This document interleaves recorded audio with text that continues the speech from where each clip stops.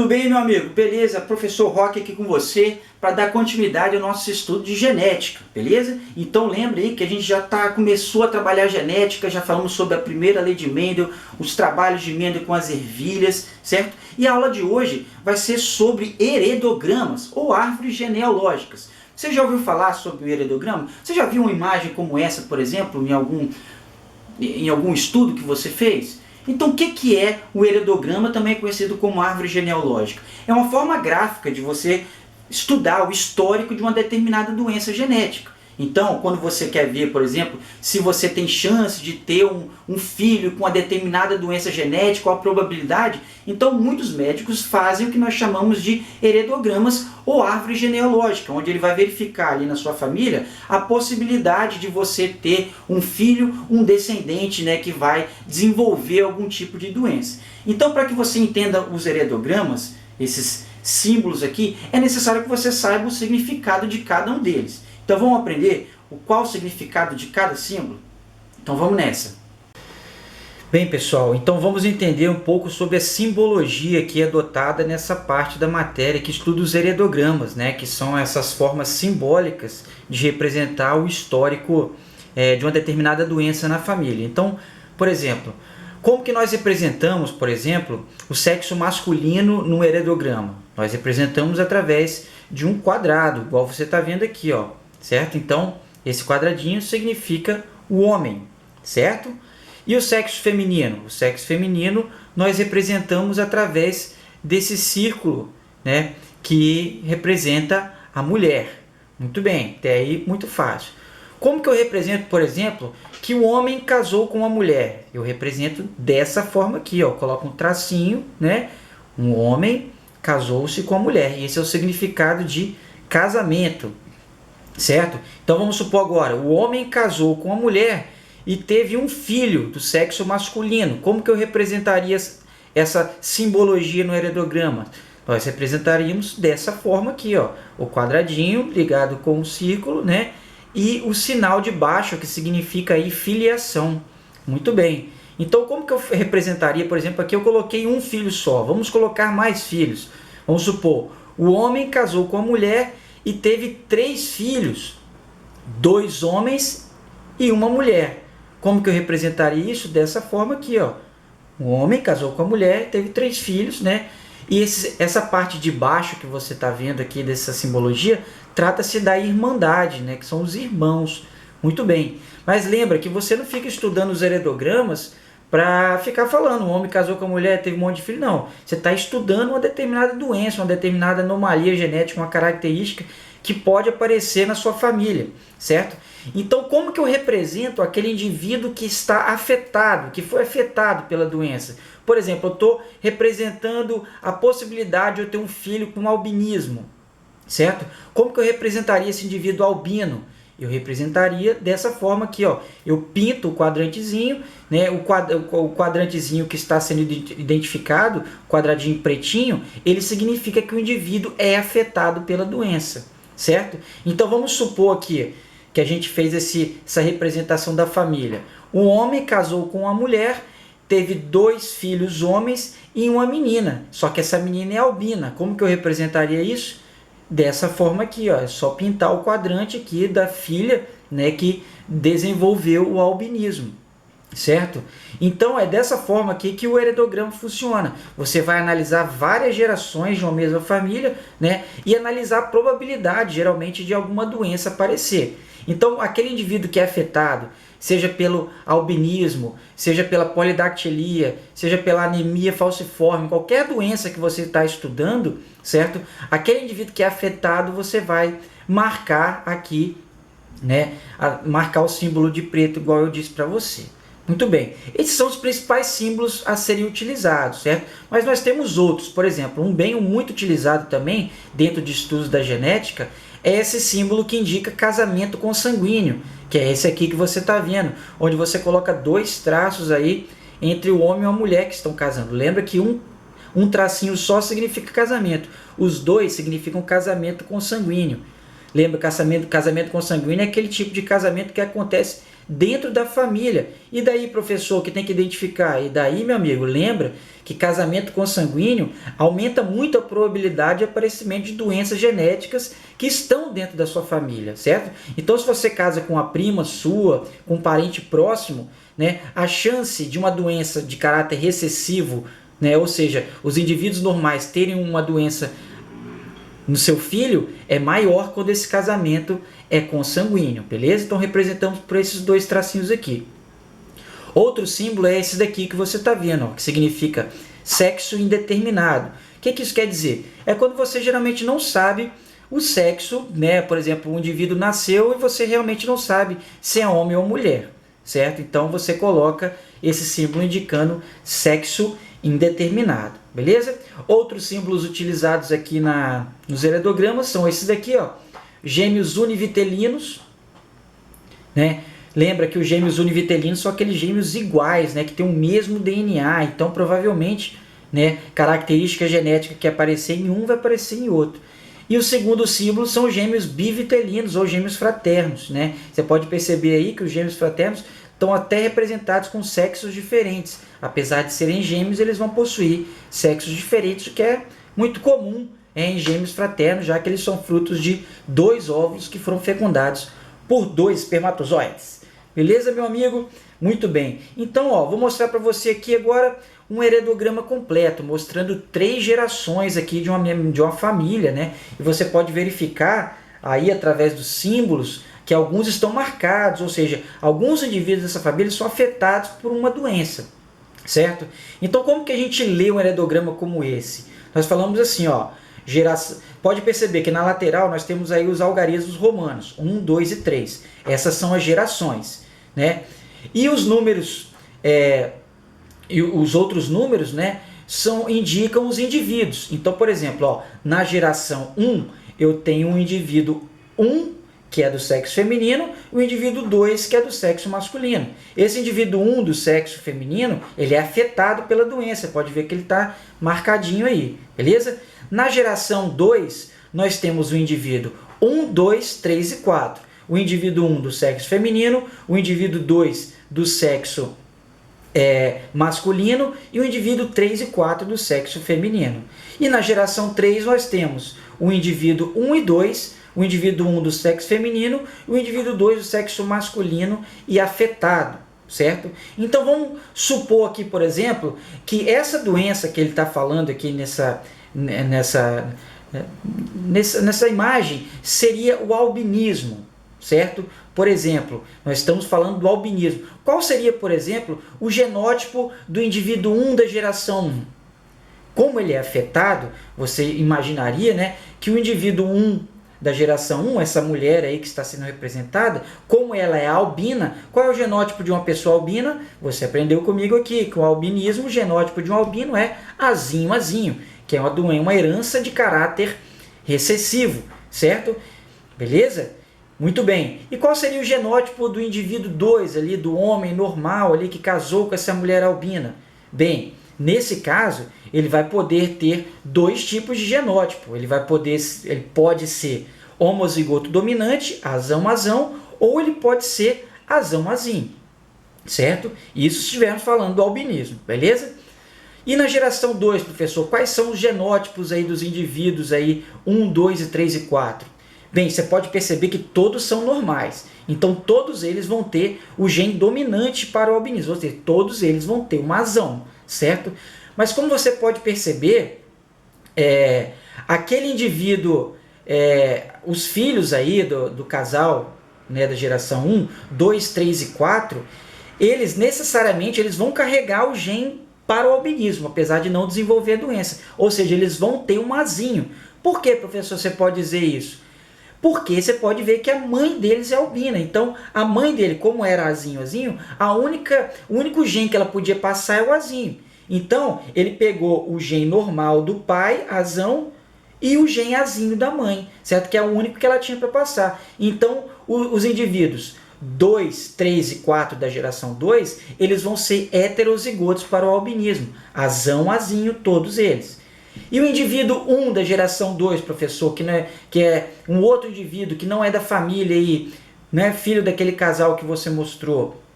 Bem, você pode perceber, ele poderia ser azão ou azão-azinho. Mas como você percebe que o filho dele, da geração 3, é um indivíduo albino, então, necessariamente ele vai ter que ter o gene para o albinismo também. Então ele vai ser heterozigoto, azão-azinho. Então nós temos na geração 2 o indivíduo 1, azão-azinho, 2, 3 e 4 também azão-azinho, certo?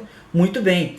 E na geração 3, professor, quais são os possíveis genótipos desse indivíduo número 1 aí da geração 3?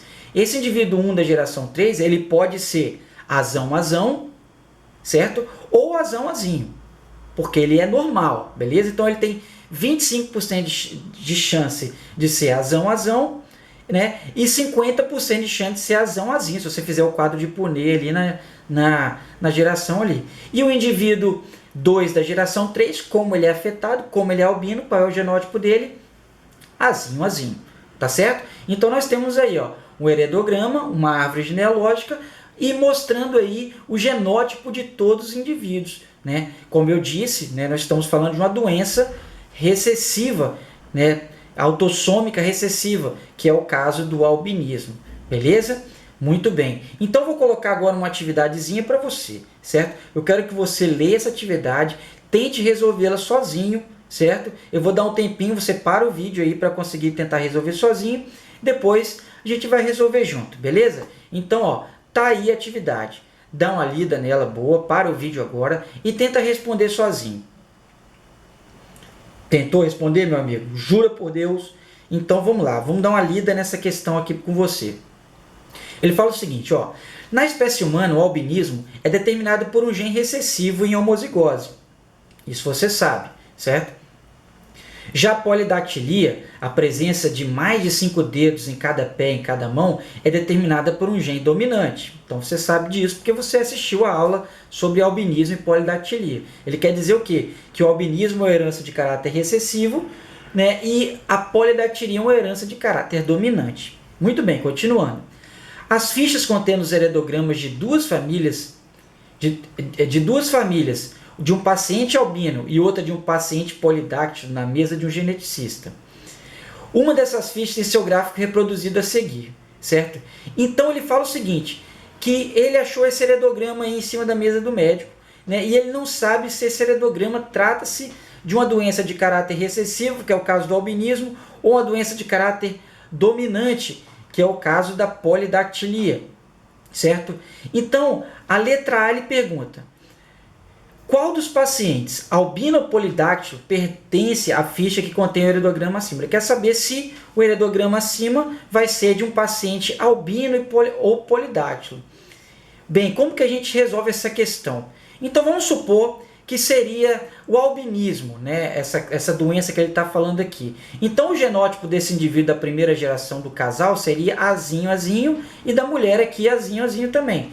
Será que isso é possível? Perceba que o filho deles, a filha quer dizer, é normal. Então, se a filha é normal, é impossível um casal azinho-azinho ter um filho com azão, você está entendendo? Então, é uma das formas de você no heredograma identificar se aquela doença é de caráter recessivo ou dominante, é você identificar o seguinte, você perceber que dois indivíduos afetados têm um filho normal. Se dois indivíduos afetados têm um filho normal, certo? É impossível que essa herança seja de caráter recessivo. É impossível que o pai azinho-azinho, a mãe azinho-azinho, tenha um filho azão. Como que ele vai passar? Ele não tinha esse gene. A única forma de dois indivíduos, dois pais afetados, terem um filho normal é se essa herança for de caráter dominante, certo? E os pais ainda, eles têm que ser heterozigotos, eles têm que carregar o gene normal ainda, recessivo, certo? Para que o filho nasça, a filhinha aqui nasça normal. Muito bem. Então, nesse primeiro cruzamento desse heredograma, você pode perceber que trata-se de uma doença de caráter dominante, ou seja, nesse caso, a polidactilia. Na letra B, ele fala o seguinte, o paciente integrante do gráfico que está apontado pela seta, qual é o seu genótipo? Né? Esse cara aqui é o indivíduo 2 da geração 2. Qual é o genótipo dele? Né? Você pode ver que ele é afetado. Então, já que os indivíduos afetados têm um gene dominante, igual a polidactilia. Vamos colocar o genótipo dele? Vamos colocar a letra N para representar o gene dominante para a polidactilia. Então, esse indivíduo aqui, né, você pode perceber que ele teve, apesar dele ser afetado, ele teve um filho normal. O filho normal, que é esse homem normal aqui, ele tem um filho afetado e um filho normal, né? O indivíduo normal, quando nós estamos falando de uma doença de caráter dominante, todos os indivíduos normais aqui, você já pode colocar o genótipo Nzinho para todo mundo. Então, Nzinho para essa mulher aqui, Nzinho para outra mulher, Nzinho para ele, certo? Para esse indivíduo aqui de baixo, que é o filho normal. Para que esse cara afetado aqui tenha um filho normal, ele tem que ter um gene dominante, que vai causar doença, e um gene recessivo, que vai passar para ele. Então você sabe que o genótipo desse indivíduo apontado é Nzinho, ou seja, é um indivíduo heterozigoto para a polidactilia. Vocês entenderam, senhores? É muito fácil, você tem que ter essa sacada aí. Lembra, quando indivíduos um casal afetado tem um filho normal, essa doença é de caráter dominante. E seria impossível acontecer essa mesma característica numa doença de caráter recessivo, certo? Então vou colocar um exercício um pouquinho mais complexo agora para você entender aí. Vamos nessa, hein? Dá uma lida na questão, tá aí o exercício. Vamos ver se você consegue responder sozinho. Vamos lá, espero que você tenha tentado responder. Dá uma pausa no vídeo aí se for necessário. Então vamos lá, vamos ler junto. Analise o heredograma no qual os indivíduos afetados por uma característica genética estão indicados pelos símbolos escuros. Isso você sabe, né? Que os indivíduos afetados são sempre pintadinhos aí dentro de um heredograma, certo? Então você tem indivíduo 1, 2, 3, 4, 5, 6, até o 14. Antes de começar a ler as questões, dá uma olhada nesse heredograma. Dá uma olhada naquele casal de número 12 e 13, que teve o filho de número 14. A gente acabou de falar disso, certo? Então perceba, ó, 2 indivíduos afetados tendo um filho normal, certo? Seria possível essa doença ser de caráter recessivo? O indivíduo 12 ser azinho, azinho, o indivíduo 13 ser azinho, azinho, o indivíduo 14 ter um azão? Onde saiu esse azão? Impossível, certo? Então aqui, ó, de cara, você já identifica através desse cruzamento do indivíduo 12 com 13 que teve o filho 14 ali, que trata-se de uma doença de caráter dominante. É a única forma de 2 indivíduos afetados terem um filho normal, certo? E você já pode até colocar o genótipo deles ali, que eles são heterozigotos. Então, a partir do momento que você descobre que é uma doença de caráter dominante, todos os indivíduos que não estão pintados têm o genótipo recessivo, certo? Então vamos colocar aqui, ó, Nzinho para todo mundo que é recessivo. Nzinho para todo mundo, certo? Muito bem, já que você sabe que os indivíduos afetados têm um gene dominante. Então, quem não tem gene dominante vai ser recessivo e vai ser normal. Muito bem, certo? Vamos analisar agora, né, as alternativas. Vamos ver. A alternativa A fala o seguinte, ó, os indivíduos 2, 3 e 8 apresentam genótipo dominante. Você viu que é uma doença de caráter recessivo. Esses indivíduos que não estão afetados, eles são recessivos. Então essa resposta da letra A está descartada. Os indivíduos 2, 3 e 8, eles não apresentam genótipo dominante, eles apresentam genótipo recessivo, certo? Letra B, os indivíduos 1, 4, 7, 12 e 13, que são os afetados, né, apresentam genótipo recessivo. Você viu que essa daí está errada também, que os indivíduos afetados são dominantes, certo?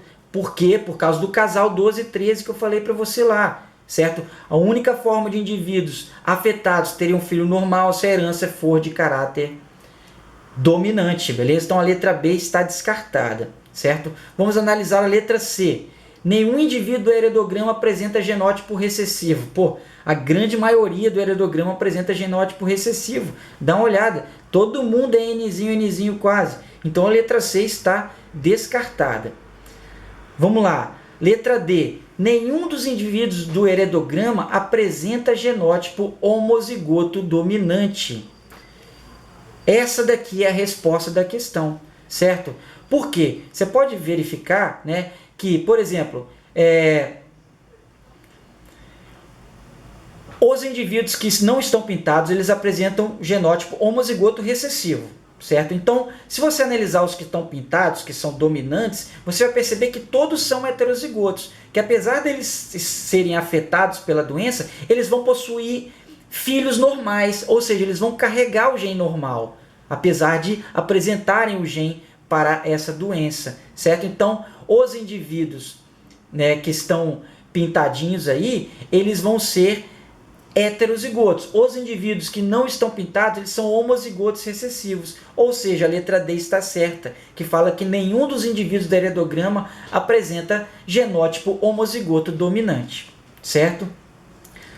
Muito bem, a letra D é a resposta certa, mas vamos ler a letra E aqui, que fala assim, ó, trata-se de uma característica homozigota dominante. Nós aprendemos que é uma característica, né, dominante, mas não homozigota. O que seria isso daí, homozigota dominante? Se o indivíduo Nzão seriam os únicos afetados. E nós vimos que todos os afetados são heterozigotos para a doença. Tá bom? Então aí, ó, 2 exercícios sobre heredogramas.